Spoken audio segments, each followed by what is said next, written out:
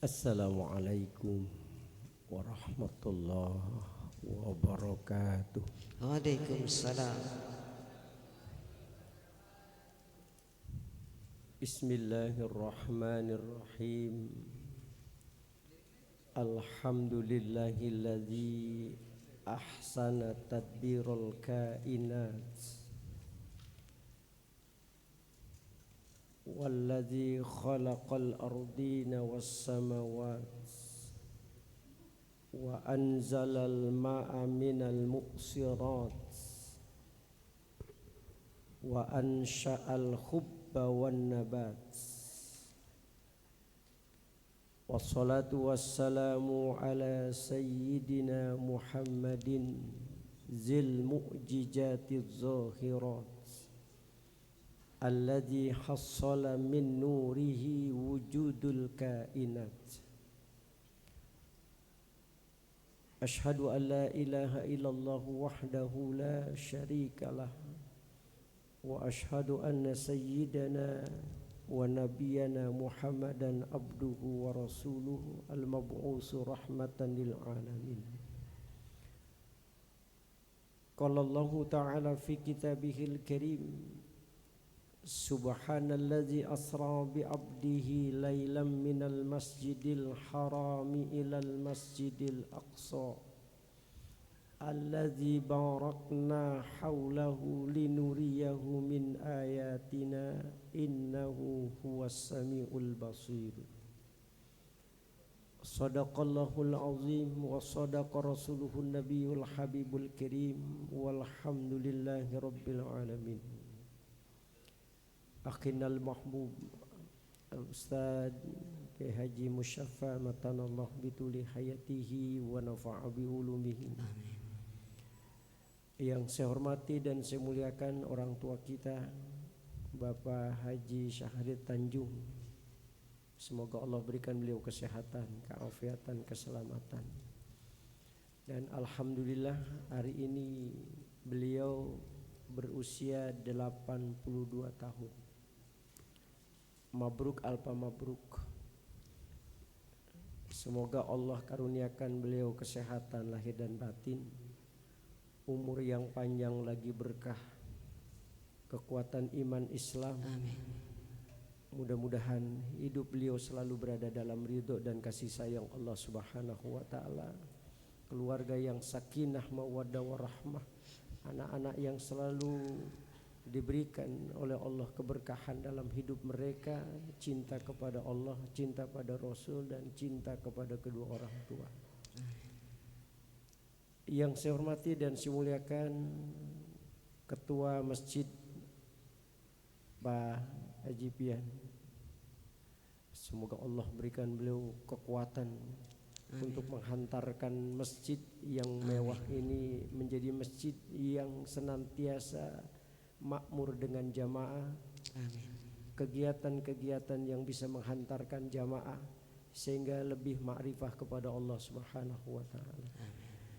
Dan seluruh jajaran pengurus saya mohon maaf, di sini juga ada Pak Ajis, ada Pak Toto dan banyak lagi Pak Kiai-kiai.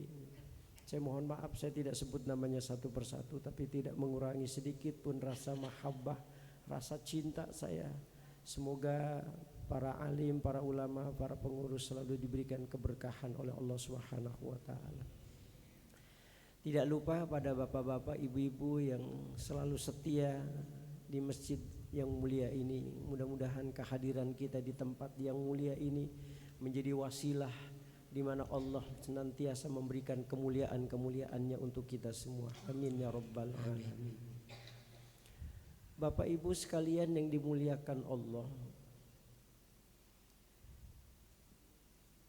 kita sekarang berada di bulan Rajab,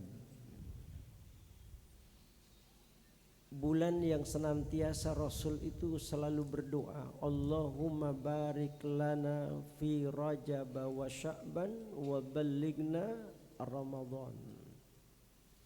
Ya Allah, berikan keberkahan kepada kami semua di bulan Rajab ini dan di bulan Sya'ban dan hantarkan kami ya Allah untuk bisa menikmati indahnya bulan Ramadan. Ada apa dengan tiba bulan ini? Kata Nabi, inna syahra Rajab syahrullah. Sesungguhnya bulan Rajab ini adalah bulannya Allah. Wa syahra Sya'ban syahri. Bulan Sya'ban itu bulanku, kata Nabi. Wa syahra Ramadan syahru ummati. Dan bulan Ramadan adalah bulan umatku.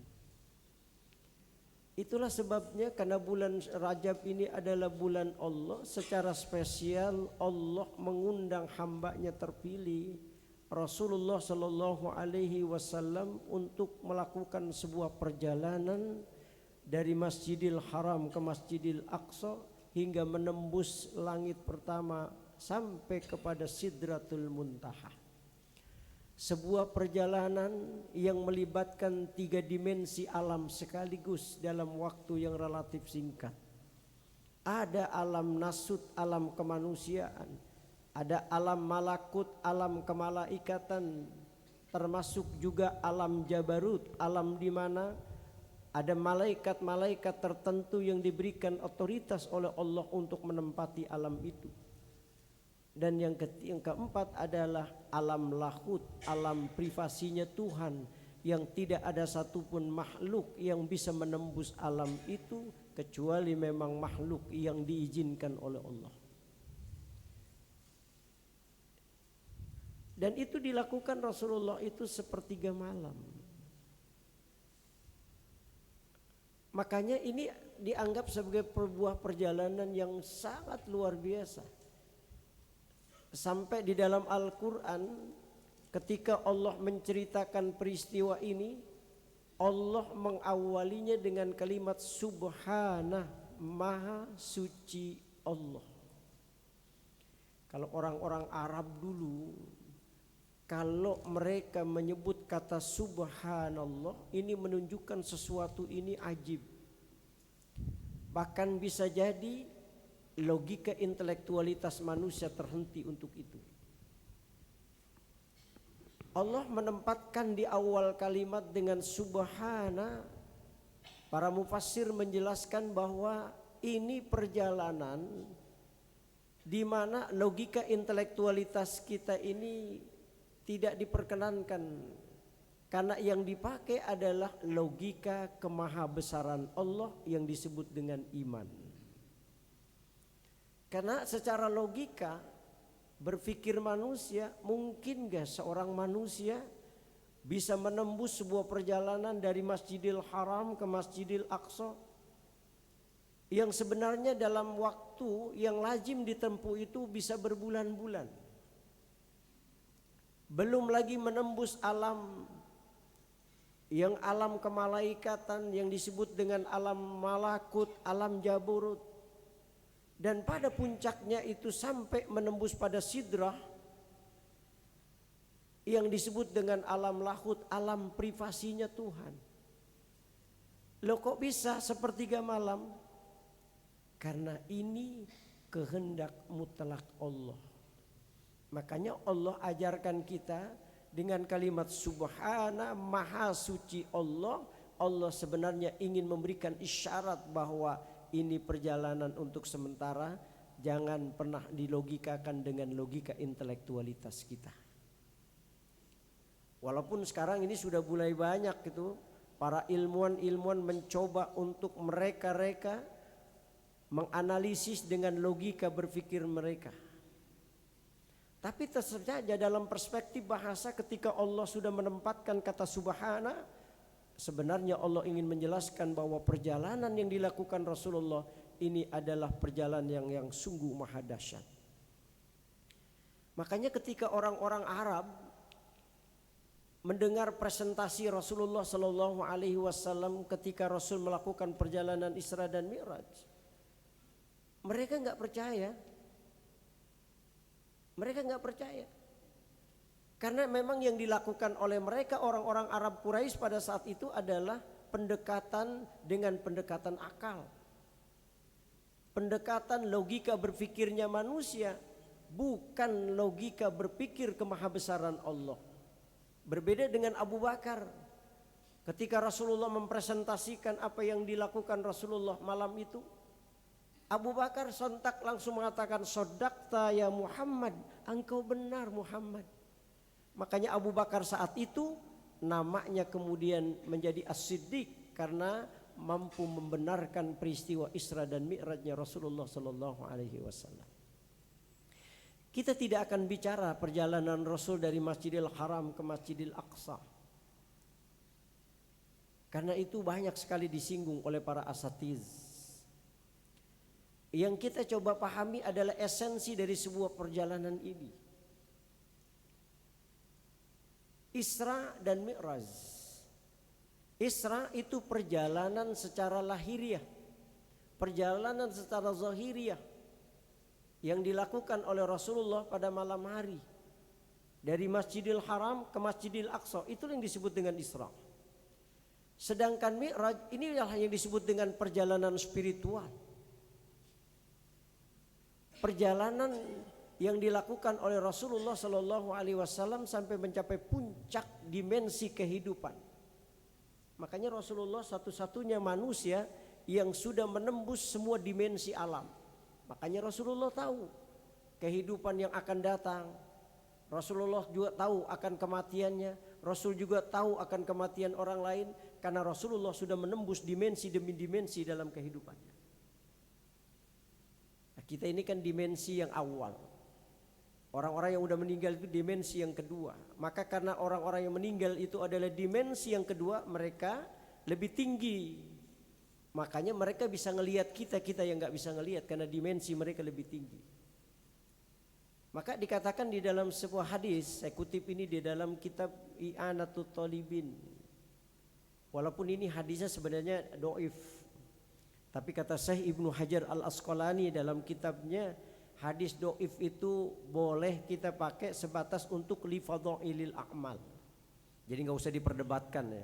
Kalau orang yang ingin meningkatkan kualitas penghambaan dia kepada Allah, la ba'sa bih, tidak ada masalah pakai hadis ini. Nah itu di dalam kitab I'anatul Talibin, Rasulullah itu menceritakan bahwa setiap malam Jumat arwah-arwah orang-orang yang saleh diizinkan oleh Allah mengunjungi sanak keluarganya yang ada di dunia. Makanya dulu nih, karena saya orang Betawi, dulu itu nyak babe itu suka ngomong, lu malam Jumat jangan kemana-mana. Kemana mbeh? Lu baca Yasin, zikir. Dulu orang tua kita.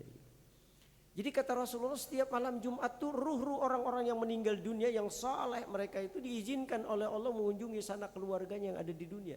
Cuma karena dimensi mereka berbeda dengan dimensi kita.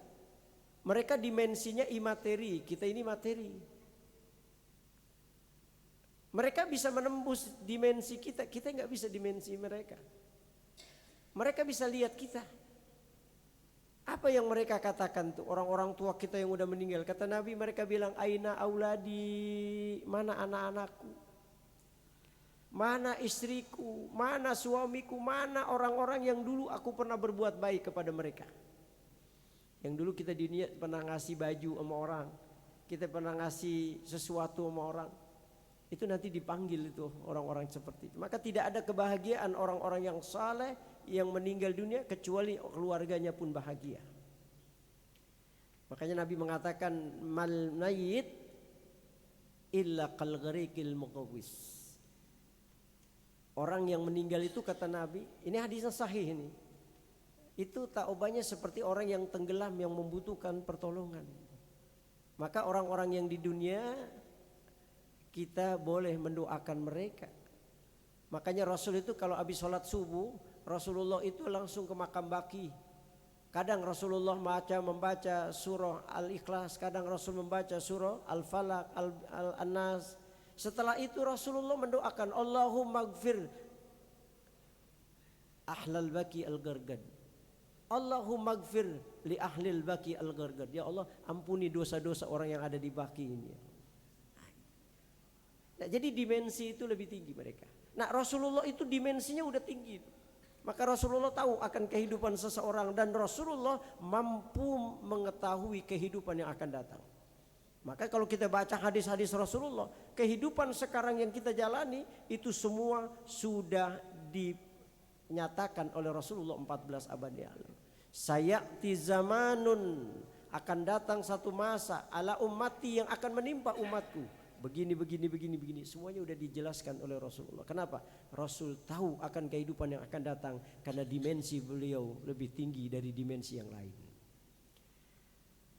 Nah, jadi Rasulullah Shallallahu Alaihi Wasallam melakukan sebuah perjalanan yang luar biasa. Itu yang disebut dengan Mi'raj, perjalanan spiritual Rasul menuju Sang Pencipta alam. Itulah sebabnya karena ini perjalanan spiritual, maka Allah menguji terlebih dahulu kualitas Rasulullah Sallallahu Alaihi Wasallam. Makanya nanti kita akan cerita itu. Kalau kita ingin menembus alam spiritualitas dalam kehidupan kita, maka kita harus melalui proses apa yang disebut dengan fit and proper test. Pak Ajis dulu belum menjabat sebagai pimpinan pasti diuji dulu. Pak Haji Sahrir untuk bisa posisi yang tinggi pasti ujian dulu. Jadi sebelum Rasulullah itu puncak spiritualitas yang dialami oleh beliau itu diuji oleh Allah dulu. Makanya di dalam surah Al-Ankabut surah ke-29 dalam Quran ayat 2 Allah katakan tuh ahasiban nasu ayyutraku ayyakulu amanna wa hum la yuftanun.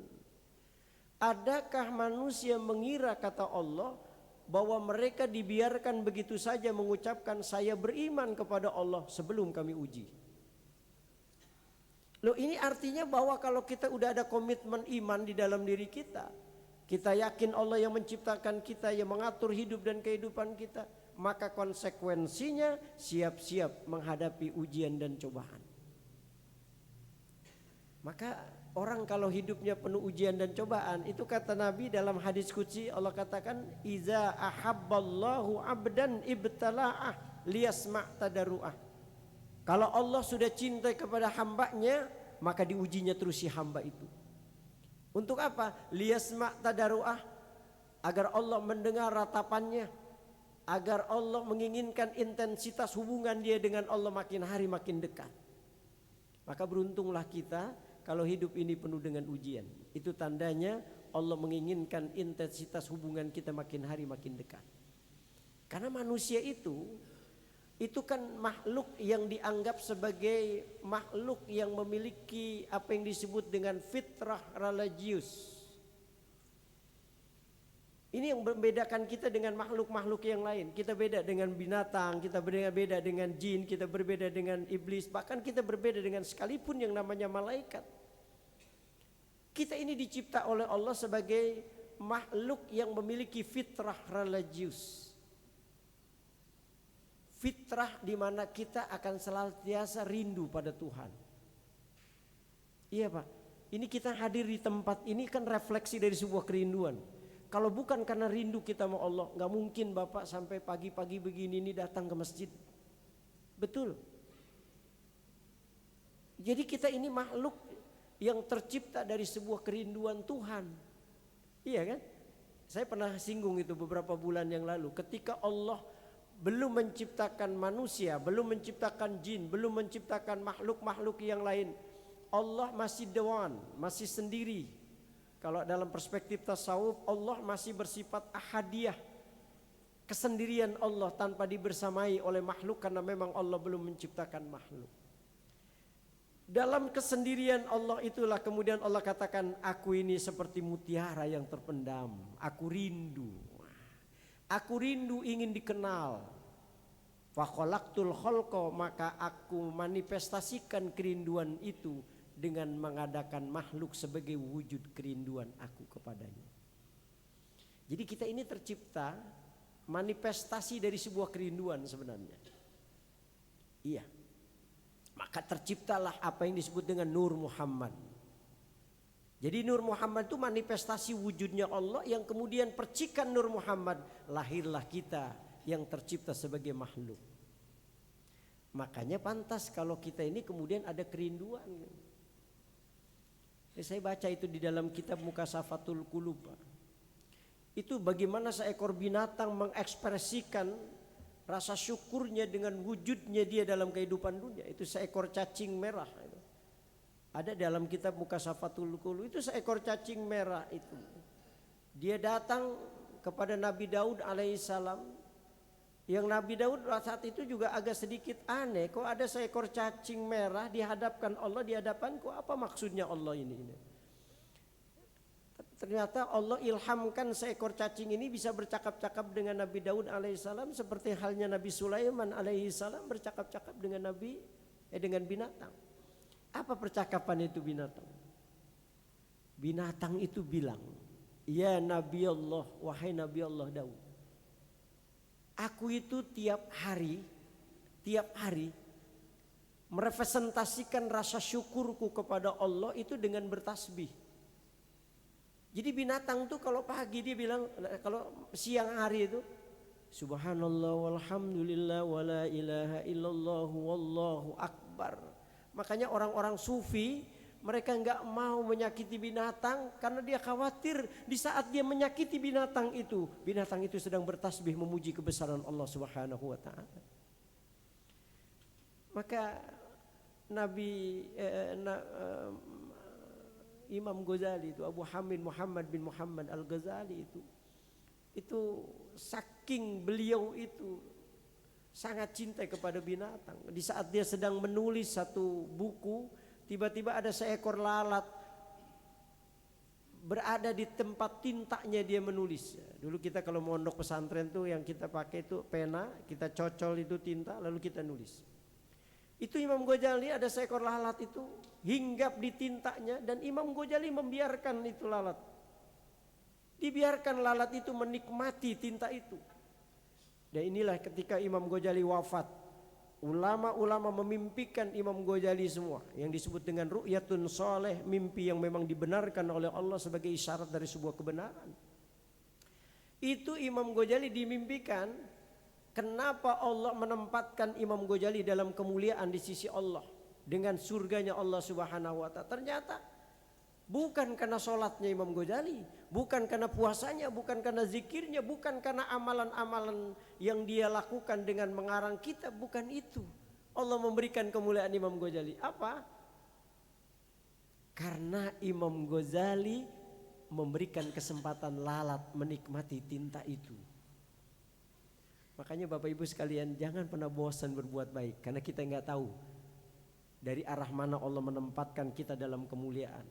Seorang pelacur diberikan kemuliaan oleh Allah, asbabnya memberikan seekor anjing yang kehausan air.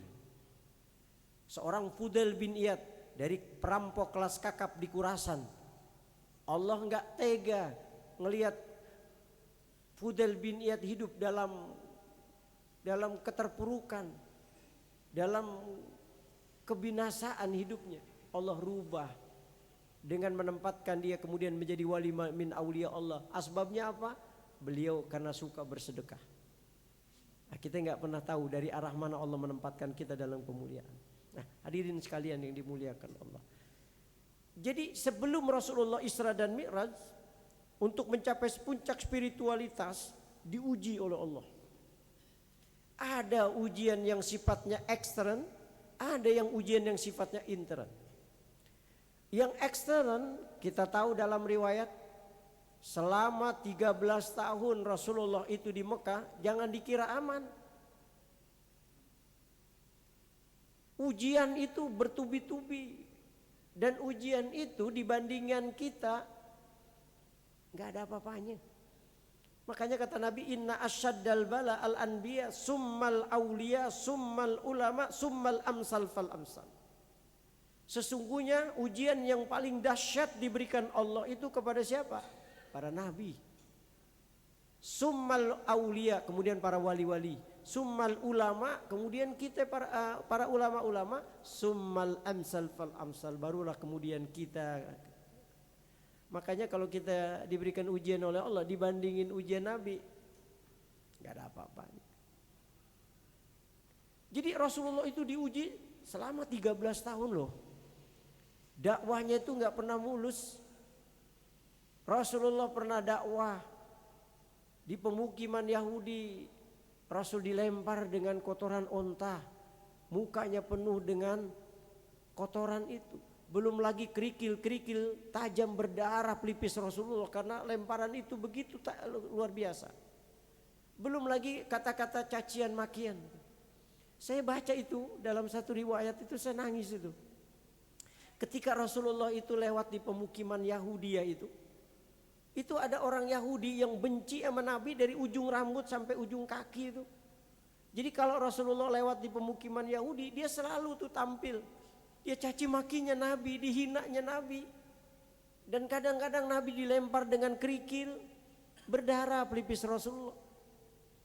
Belum lagi kadang-kadang pernah rumah Nabi pun dilempar dengan kotoran onta loh. Orang sampai benci sama Nabi.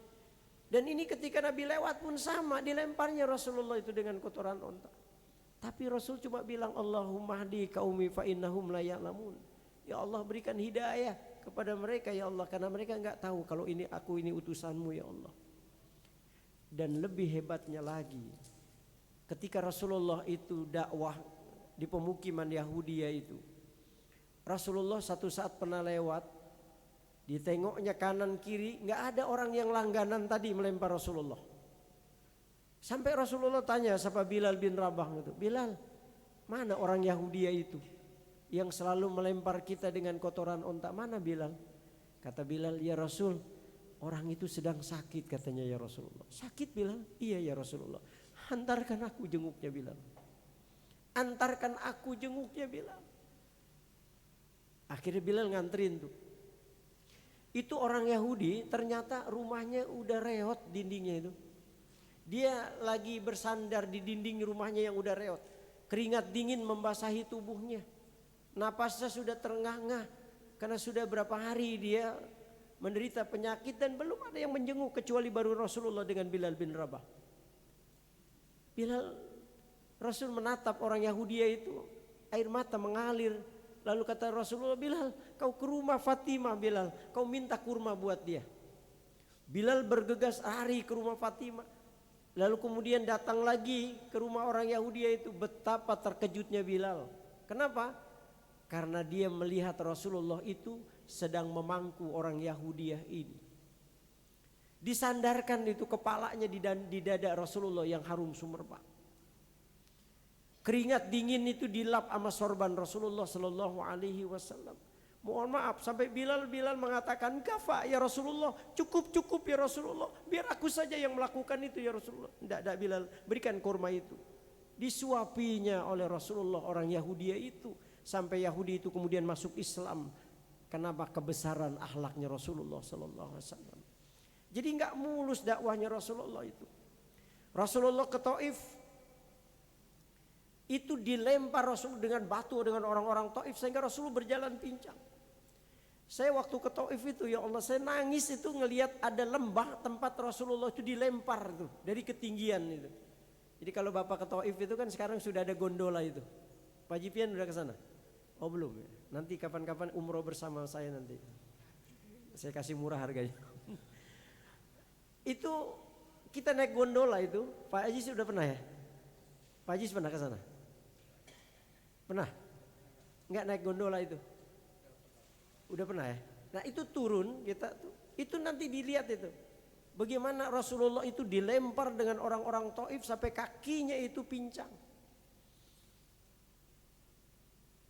Ya Allah, kalau kita para asatiz ya Allah dakwah itu ya Allah, mohon maaf.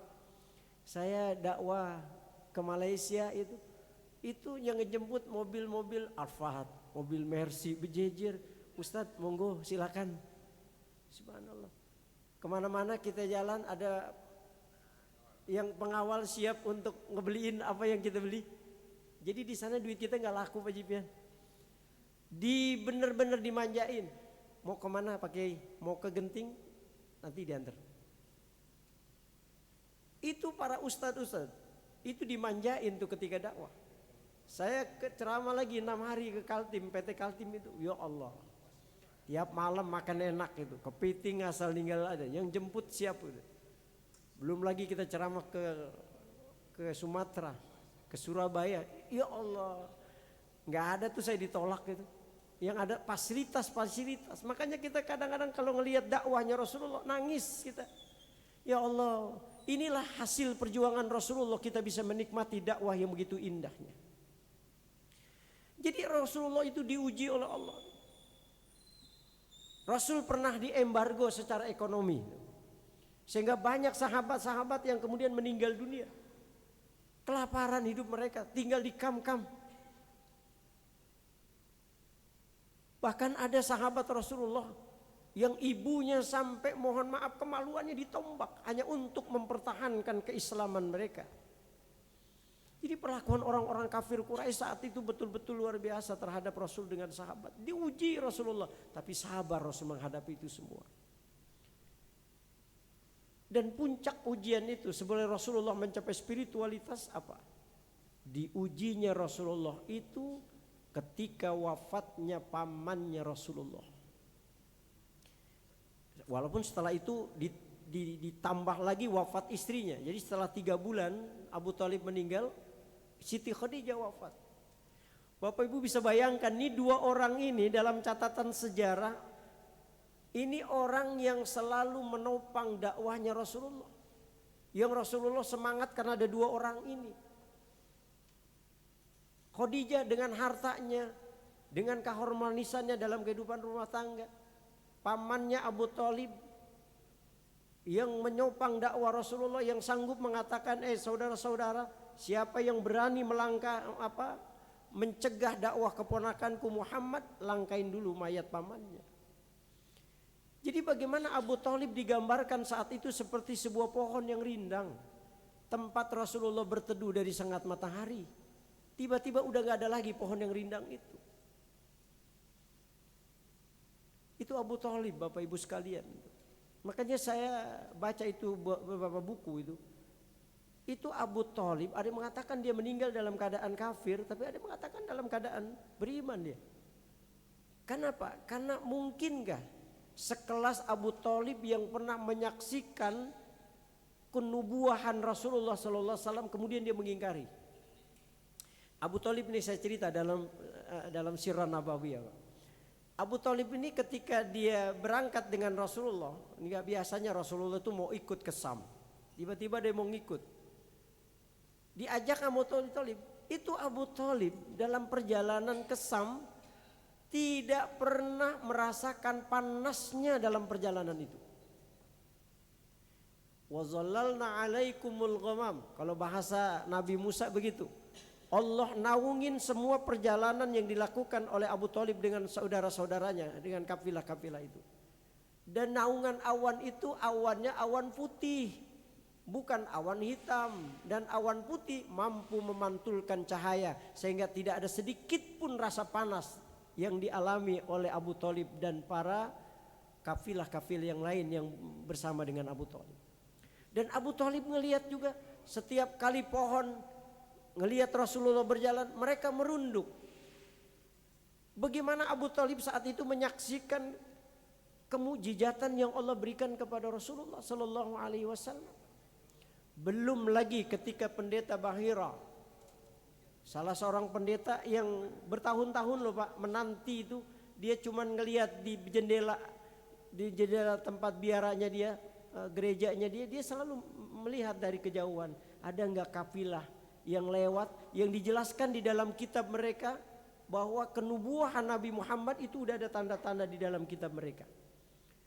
Dan pendeta Bahira itu tahu betul, maka dia pagi, siang, sore dia selalu melihat ke arah jendela. Ada enggak tanda-tanda itu? Nah tiba-tiba ada gerombolan kafilah yang pendeta Bahira melihat ada awan berjalan itu. Setiap kafilah ini jalan, awan ini berjalan. Dan menariknya ketika kafilah ini berteduh di sebuah pohon, pendeta Bahira menyaksikan pohon itu kemudian menaunginya dengan merunduk. Dalam satu riwayat katanya pohon itu masih ada, yang dipakai oleh Rasulullah tempat singgahnya saat itu, yang merunduk karena menghormati Rasulullah Sallallahu Alaihi Wasallam. Pendeta Bahira langsung bilang sama itu dia punya biarawati, hari ini kalian masak yang enak. Karena kita akan mengundang tamu istimewa. pedagang dari Mekah, dari Hijaz. Akhirnya masak, diundang. Abu Thalib itu diundang secara khusus oleh pendeta Bahira. Kata pendeta Bahira, silakan tuan-tuan, semuanya boleh masuk. Cuman dalam tradisi Arab, anak kecil itu tidak diperkenankan untuk memasuki jamuan para tokoh-tokoh. Jadi Nabi Muhammad itu, kalau bahasa kita orang Betawi, kata Abu Thalib, Mad, lu di sini aja ya. Ini kita mau makan-makan. Karena lu anak kecil belum cukup umur. Iya ceng, nggak apa-apa, ayo di belakang aja deh. Nungguin dia di luar. Ketika pendeta Bahira itu kumpul dengan kapilah-kapilah itu, kan beliau tahu kenubuhan seseorang itu dalam kitab-kitab itu. Ada cahaya kenabian. Tidak ada satupun undangan itu terlihat cahaya kenabian. Sampai bingung pendeta Bahira. Tanda-tanda itu terlihat di luar. Pohon merunduk, awan itu. Loh, ini kok nggak ada gitu. Sampai tanya lagi Abu Thalib, Mas, ini di luar nggak ada. Sudah masuk semua. Semua kapilah sudah masuk. Ah, pasti ada yang di luar. Ya ada, cuman bocah baru kemarin. Bocah baru kemarin, bisa nggak dia masuk? Kata pendeta Bahira, silakan. Akhirnya Nabi Muhammad masuk. Ditanya oleh pendeta Bahira, karena ada cahaya kenabian di situ. Kata pendeta Bahira, ini siapa ya? Ini anak saya. Ini anak saya. Apa kata pendeta Bahira? Ada bohong. Ini anak lahir dalam keadaan yatim tanpa ayah dan ibu. Dan Anda ini adalah pamannya yang mengasuh ini. Di situ tuh pendeta Abu Thalib tuh kaget dengan apa yang disampaikan pendeta Bahira. Dia tahu detil tentang Nabi Muhammad. Apa kata pendeta Bahira? Kalau seandainya aku diizinkan oleh Tuhan, umurku panjang, aku akan beriman dengan kenabiannya dia. Loh, Abu Thalib itu tahu akan kenubuhan Nabi itu. Mungkinkah Abu Thalib itu kemudian ingkar kepada ajaran Allah? Makanya hampir ada buku tebal ini itu bicara tentang Abu Thalib meninggal dalam keadaan Islam. Dibahas secara khusus. Walaupun ada juga yang tidak suka, yang mengatakan bahwa Abu Thalib itu dalam keadaan kafir. Tapi kalau kelihatan rentetan sejarah, bagaimana Abu Thalib yang membela Rasulullah, membela Islam mati-matian. Nah, tumbang Bapak Ibu sekalian, meninggal. Rasulullah itu sampai sedihnya luar biasa, sampai sejarah kemudian mencatat sebagai Amul Huzn, tahun kesedihan Rasulullah sallallahu alaihi wasallam. Ditambah kemudian berapa bulan kemudian Siti Khadijah. Ibu tahu Khadijah, Nabi menggambarkan teman tertawa di kala suka, teman menangis di kala duka. Ibu kalau mau lihat, kalau mau baca sejarah bagaimana manjanya Rasulullah dengan Khadijah dan bagaimana Khadijah manjanya dengan Rasulullah, tidak jarang Rasulullah kalau bersama dengan Khadijah meletakkan kepala Rasulullah itu di pangkuannya Siti Khadijah. Ibu pernah nggak naruh kepala suami di pangkuan? Hah? Pernah? Saya juga belum pernah, Bu. Tapi dicoba kali ya, enak kali ya. Itu Khadijah, seringkali Rasulullah itu di kepalanya ditaruh di pahanya sambil bilang, ya Habibi, ruhi wa qalbi, wahai kekasihku, engkau adalah jantung hatiku, belahan jiwaku. Apa yang aku miliki adalah milikmu, wahai kekasihku. Oh, Khadijah, Bu, rumahku adalah rumahmu, duitku adalah duitmu Muhammad. Beda sama bini kita, Pak Jipian. Boleh jadi bang, rumah kita berdua nempatin, tapi sertifikat atas rumah saja nama saya. Tumbang Bapak Ibu sekalian. Khadijah itu istri yang melahirkan anak-anak Rasulullah. Semua anak Rasulullah dilahirkan dari rahimnya Siti Khadijah, kecuali Maria Kipti. Maria Kipti itu istri Nabi dari marga Kiptik. Koptik itu marga yang ada di Mesir, yang mohon maaf bukan menghina. Itu hitamnya melebihi hitamnya orang-orang Afrika. Jadi Maria Kipti itu budak yang hitam, Pak. Tapi Rasulullah itu sangat sayang kepada Maria Kipti itu. Sampai kemudian melahirkan anak tapi masih merah, udah meninggal dunia. Jadi Khadijah itulah yang melahirkan anak Nabi itu. Dari mulai Ummi Kulsum, Ruqayyah, Fatimah. Itu semua lahir dari rahimnya Siti Khadijah. Bisa bayangkan, Mbak, seluruh hartanya habis berperjuangan Rasulullah, kemudian wafat meninggalkan Rasulullah sallallahu alaihi wasallam. Inilah ujian terbesar yang diberikan oleh Allah kepada Rasulullah, sehingga kemudian selesai Rasulullah lulus dengan ujian itu, Rasul kemudian melakukan sebuah perjalanan spiritual untuk bertemu dengan Allah Subhanahu wa taala. Maka Mi'raj itu perjalanan spiritual karena menembus alam. Maka Rasulullah dalam perjalanan Mi'raj itu bertemu dengan para nabi.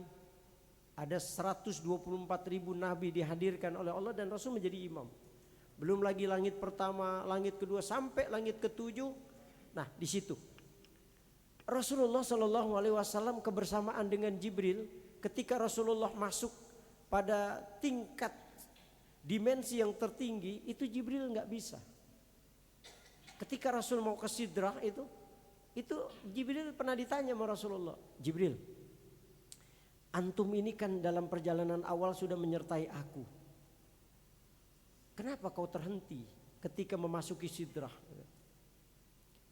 Itu kata Jibril, hanya makhluk yang suci yang bisa menembus alam privasinya Tuhan.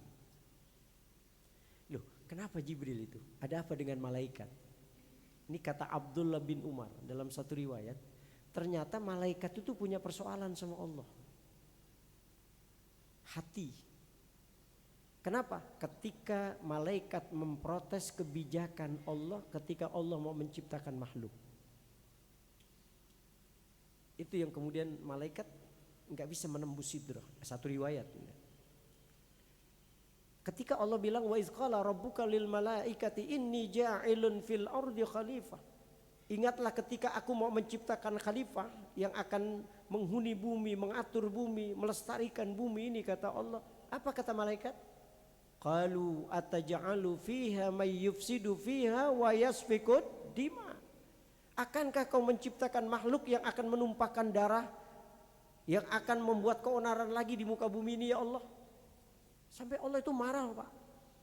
Dalam tafsir Ibnu Katsir dan tafsir Jalalain, bahkan dalam tafsirnya Syekh Mustafa Al-Maraghi, itu Allah sampai mengatakan, inni a'lamu ma la ta'lamun. Aku lebih tahu dari kamu, wahai malaikat.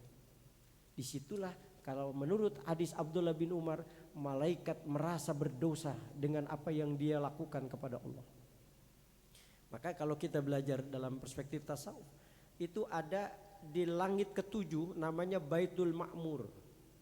Jadi kalau kita buat garis vertikal Ka'bah, naik lagi ke atas vertikal, maka di langit ketujuh itu ada namanya Baitul Ma'mur, tempat tawafnya para seluruh malaikat. Merefleksikan rasa penyesalan mereka terhadap apa yang mereka lakukan. Ini mereka ngapain? Bertasbih.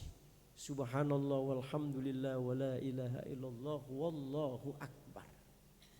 Jadi ternyata malaikat lagi ada punya masalah dengan Allah. Ketika dia memprotes kebijakan Allah, maka tidak bisa memasuki alam privasinya Tuhan. Bahkan Rasulullah sendiri ketika mau Isra Mi'raj itu dibedah dulu oleh malaikat. Kenapa? Karena hanya makhluk Allah yang memiliki kesucian jiwa, yang bisa menembus alam privasinya Tuhan. Maka kita dalam rangka untuk bisa melakukan perjalanan spiritual dengan sholat kita yang kata Nabi, as-sholatu mi'rajul mu'min. Sholat itu adalah mi'rajnya orang-orang yang beriman. Dan itu hanya bisa dilakukan ketika kita bisa membersihkan hati kita dari sesuatu yang bisa menyebabkan terhalangnya hubungan kita dengan Allah. Selama sholat kita belum bisa ke situ, nggak bisa kita. Pernah nggak ibu-ibu sholat diganggu oleh iblis? Pernah. Bapak pernah diganggu sama iblis? Pernah. Padahal kita mau sholat udah baca Qul a'udzu birabbinas, Qul a'udzu birabbil falaq. Ya, tapi waktu sholat kadang-kadang ada aja sholat ingat kunci yang hilang. Oh, itu bukan khusyuk, tapi itu diganggu oleh iblis laknat. Kok bisa? Iya, karena kita masih menyimpan makanan-makanan iblis dalam kolbu kita. Kalau bahasa orang sufi kita belum takholli namanya. Belum membuang sifat-sifat buruk yang ada di dalam diri kita yang menyebabkan hubungan kita dengan Allah terhalang. Sombong, hasud, dengki, ujub, itu makanan iblis, Pak. Makanya biar bagaimanapun kita nggak akan bisa lepas dari godaan iblis. Kita udah berusaha dalam sholat kita baca Qul Huwallah, kita baca An-Nas, kita baca Al-Falaq. Oke, saat itu iblis lari, tapi dia akan datang lagi ketika kita lalai. Iya, sama begini, saya buat logika. Kalau saya misalnya jalan, saya bawa tulang, tiba-tiba ada anjing, dia gonggongin saya nggak? Gonggongin, karena saya bawa makanannya dia. Saya lempar tuh anjing dengan batu, dia lari, tapi dia pasti akan kejar saya lagi. Kenapa? Karena makanannya belum saya buang. Betul? Tulang ini masih saya simpan. Selama tulang ini saya simpan, selama itu dia akan menggonggong kita. Maka selama kita belum bisa membuang belenggu-belenggu yang selama ini menghalangi hubungan kita dengan Allah, kita nggak akan sampai bisa mencapai mi'raj seperti halnya Rasulullah. Gak bisa. Maka dalam perspektif tasawuf kita perlu ada takhalli. Bapak Ibu sekalian, dikit lagi ya Mas ya. Saya ngutip dikit lagi. Ustaz Musafa udah mulai deg-degan. Sebenarnya kalau dalam kitab I'anatul Talibin, Tuhfatul Mu'in, isyraq itu tidak boleh langsung kita sholat. Menunggu jeda antara 15 dan 20 menit. Itulah sholat isyraq. Jadi kalau ada isyraq jangan langsung sholat. Ya, tunggu jeda antara 15 dan 20 menit. Itulah waktu isyraq. Ada itu keterangannya di dalam kitab. Itu bukan bela diri, tapi beneran, Pak. Nah, jadi contoh apa? Contoh tentang Nabi Musa alaihissalam. Itu untuk bisa mencapai spiritualitas, itu diuji oleh Allah. Itu Allah ketika menghendaki Nabi Musa pada puncak spiritualitasnya, diuji oleh Allah. Jadi ketika Nabi Musa dalam munajat, Allah bilang ke Musa, Musa, kalau kamu datang lagi besok munajat kepadaku, kamu bawa makhlukku di mana engkau lebih mulia dari dia dan dia lebih hina. Kau hantarkan di hadapanku. Begitu kata Allah. Padahal Allah ingin menguji. Nah, berangkatlah Nabi Musa itu mencari makhluk itu. Dari mulai manusia, di gunung, di hutan, di lautan. Nabi Musa tidak menemukan makhluk di mana Nabi Musa merasa lebih mulia dari dia dan dia lebih hina. Kenapa? Karena setiap manusia dicipta oleh Allah, kullu syai'in maziyun, semua punya kekurangan dan punya kelebihan. Dan itu ditemukan oleh Nabi Musa. Sampai ke ranah binatang pun ketika Nabi Musa melihat ada seekor burung merak. Awalnya Nabi Musa mau menghantarkan burung ini, tapi ketika burung ini mengepakkan sayapnya begitu indah, diurungkanlah niatnya. Di antara keterputusasaan Nabi Musa, dilihat ada seekor anjing buduk. Kata Nabi Musa, ini yang aku akan persembahkan di hadapan Allah. Seekor anjing yang hina, tidak memiliki keistimewaan. Tapi ternyata Nabi Musa mengurungkan niatnya. Kenapa? Ternyata anjing itu punya keistimewaan lebih dari kita. Maka di dalam kitab Al-Azkar Imam Nawawi itu anjing itu punya penciuman dan punya penglihatan itu jauh lebih hebat dibandingkan kita. Maka jangan pernah meremehkan makhluk Allah. La tahkiranna, jangan kalian meremehkan sesuatu itu, karena bisa jadi yang kau remehkan itu lebih mulia daripada kamu. Akhirnya Nabi Musa enggak bisa membawa makhluk itu yang diminta oleh Allah. Apa kata Nabi Musa? Ya Allah, aku sudah mencari makhlukmu di hutan, di gunung, di lautan, dari mulai manusia sampai binatang. Enggak ada satupun makhluk yang aku temukan di mana aku lebih mulia dan dia lebih hina. Apa kata Allah? Hai Musa, kalau seandainya kau bawa makhluk itu di mana engkau lebih mulia dari dia dan dia lebih hina, maka engkau yang akan aku coret dari daftar kenabian dan kerasulan. Allah menguji itu. Maka tahalli itu penting, melepaskan belenggu-belenggu yang selama ini menghalangi hubungan kita dengan Allah. Makanya malaikat itu tadi dia tawaf di Baitul Ma'mur untuk apa? Untuk menyatakan akan dosa yang dia pernah lakukan kepada Allah ketika kebijakan Allah itu dia kritik. Maka Bapak Ibu sekalian, bagaimana perjalanan spiritual kita menuju Allah dengan sholat kita sempurna? Takhalli. Seperti Rasulullah membersihkan batinnya yang dengan dibantu oleh malaikat Jibril alaihissalam dibedah hatinya itu. Kenapa? Karena dia mau berjumpa dengan Allah. Allah makhluk yang suci, yang tidak akan bisa ditembus kecuali dengan kesucian jiwa. Maka kita, bagaimana sholat kita menjadi sebuah proses mi'raj seperti Rasulullah, sebagaimana Nabi katakan as-sholatul mi'rajul mu'min, benahi hati kita ini. Maka yang kedua setelah kita takholi, tahalli, menghiasi diri kita dengan sifat-sifat jamaliyahnya Allah. Gimana sifat jamaliyahnya Allah? Ar-Rahman, maha memberi, Ar-Rahim, maha menyayang, Al-Afu, maha memberi maaf. Itu sifat-sifat jamaliyahnya. Kalau itu tertanam dalam batin kita, maka hubungan kita kepada Allah akan berjalan dengan harmonis. Sampailah kita pada puncak spiritualitas yang ada di dalam batin kita. Maka ciri orang yang hidupnya sudah mencapai puncak spiritualitas, baik dalam konteks penghambaan dia kepada Allah maupun dalam konteks hablum minan nas, akan terlihat bagaimana hidupnya selalu ingin dekat dengan makhluk Allah dan selalu ingin berbagi kepada makhluk Allah. Itulah puncak spiritualitas yang kalau seandainya kita mampu melaksanakan, insya Allah kita pun bisa melakukan mi'raj seperti Rasulullah melakukan mi'raj. Cuma kalau Rasulullah melakukan mi'raj minal masjidil haram ke masjidil aqsa hingga sidratul muntaha, maka kita cukup dengan as-sholatu mi'rajul mu'min. Salat sebagai proses kita mendekatkan diri kita secara batiniah kepada Allah Subhanahu wa taala. Ya, saya kira itu Ustaz Musyafa. Masih banyak sebenarnya, cuman karena waktu, ya.